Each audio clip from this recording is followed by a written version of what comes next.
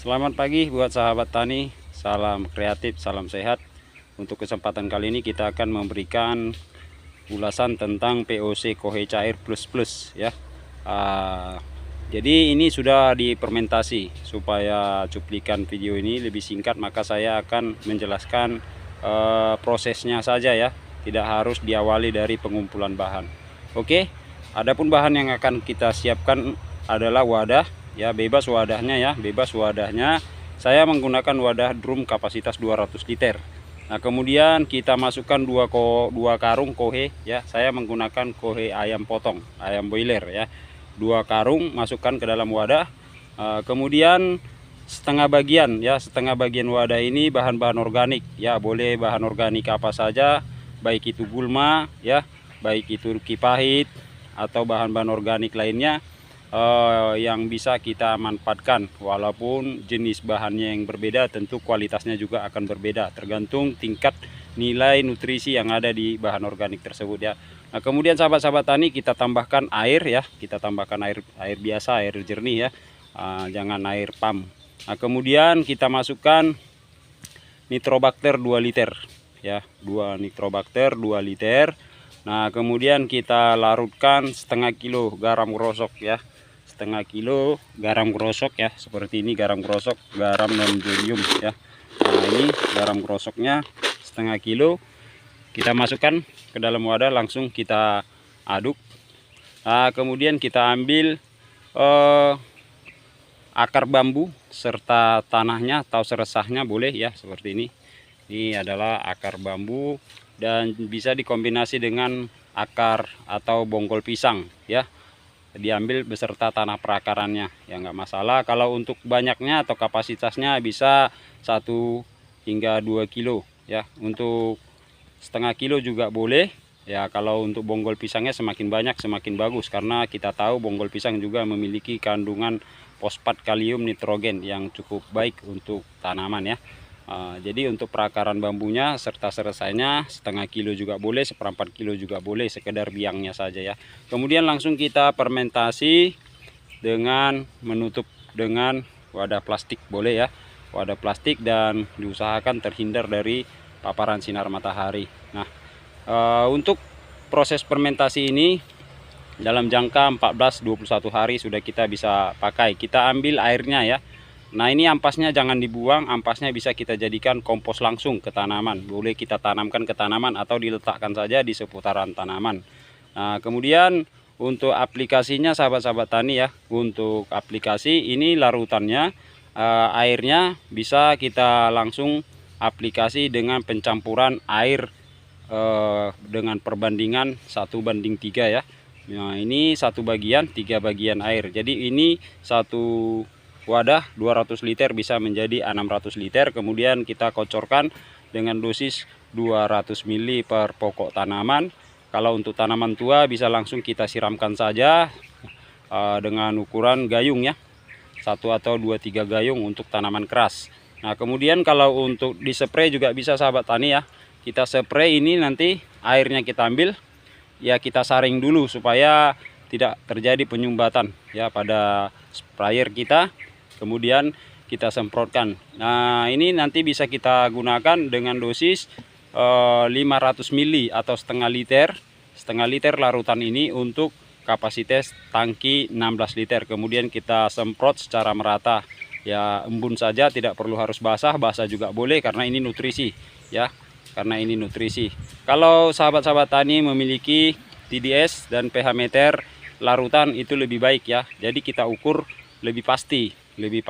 Kalau untuk aplikasi spraynya bisa kita gunakan dari ppm 500 ya hingga 1000 dalam zona amannya ya.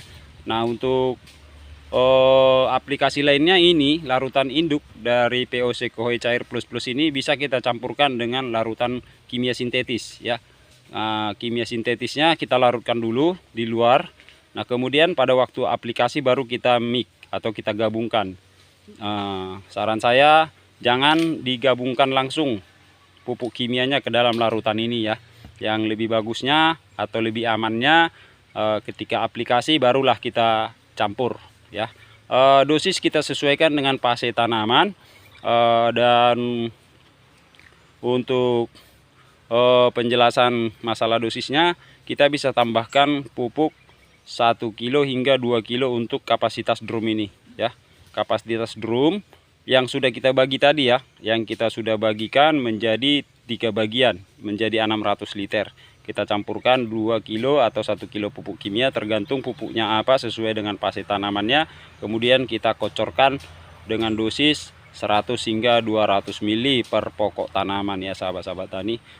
Jadi untuk bahan organik yang kita lakukan ini, selain daripada menjadi nutrisi bagi tanaman, sudah di cloning oleh atau dikontaminasi atau dihuni oleh beberapa kelompok mikroba pertanian yang sangat bermanfaat ya sahabat tani. Nah, kemudian ini juga bisa akan mempercepat meningkatkan tingkat kesuburan tanah ya sahabat-sahabat tani. Ini jangan diragukan. Kalau sahabat tani tidak memiliki bahan-bahan organik yang ingin diproses ya sahabat-sahabat tani, bisa juga hanya melakukan dengan pemakaian rendaman kohe ya. Rendaman kohenya dicampur nitro, kemudian dicampurkan dengan bahan isolat daripada PGPR atau bongkol pisang, kemudian kita tambahkan garam dan langsung aplikasi seperti yang sudah saya jelaskan di awal ya sahabat-sahabat tani ya. Mudah-mudahan sahabat tani tidak mengecewakan. Ini rahasia organik yang sangat relatif sangat hemat ya. Ini aromanya lumayan ya sahabat tani. Ini aroma kalau kita fermentasi bahan-bahan mentah, organik mentah ya, misalkan dedaunan, gulma, itu aromanya lebih parah daripada kohe ya. Nah, ini lebih parah daripada kohe kalau untuk aromanya. Cuman kalau proses fermentasi dengan perendaman seperti ini, dia daya larutnya lebih cepat daripada kita olah jadi kompos. Ini baru berusia 14 hari sudah lumer semua ini. Nah, kalau kita fermentasi dengan media padat, ini bisa memakan waktu sampai 1 bulan. Itu pun harus kita cincang ya. Kita cincang ini tanpa pencincangan. Ini adalah limbah bayam. Limbah bayam, anak-anakan bayam yang tidak kita produksi, kita manfaatkan sebagai bahan organik ya. Kemudian kita campurkan dengan bahan-bahan kipait. Nah, kipait juga tidak perlu kita cincang. Ini dalam jangka 1 minggu dia sudah lumer ya. Cuman batangnya ya, karena kita tidak cincang. Nanti batang ini juga bisa kita jadikan bahan kompos, bisa kita letakkan aja ke dalam lahan ya. Waktu kita olah lahan, ini batang-batangnya kita masukkan ke lahan. Kalau untuk daunnya langsung ya, 2 hari langsung lumer ya. Kalau untuk kipait, kenikir ya, itu langsung lumer. Nah, misal kangkung ya, itu secepat sekali lumer, sama seperti bayam ini tadi. Oke sahabat-sahabat tani, semoga bermanfaat. Dukung terus channel kita dengan cara like, subscribe, dan bagikan agar channel ini bisa bermanfaat bagi sahabat-sahabat tani. Oke, kita lanjut dulu sahabat tani. Kita beraktivitas karena kondisi saat ini kita masih berada di lokasi penanaman ya, untuk budidaya bayam, kangkung. Nantinya kita akan olah menjadi lahan cabai merah keriting dari Sibolang Seed. Oke, sekian, terima kasih, semoga bermanfaat, sehat selalu, dan sampai ketemu di cuplikan-cuplikan berikutnya.